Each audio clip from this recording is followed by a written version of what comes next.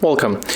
If you want to download iOS launcher on your UMIDIGI F1, at the first you have to go for the Play Store. Next you have to tap on the search pool and type iOS launcher. Right now let's go for this one application from the Lutin developer. Let's install.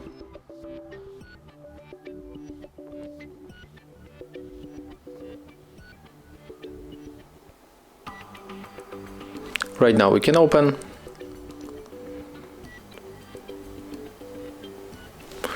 Accept permissions. And right now we have to click on the home button. Then we have to select this application, iOS Launcher 14. Click always. Tap that we got it. And as you can see right now we are here with this launcher. We can edit icons. Click, hold, and drag it right here.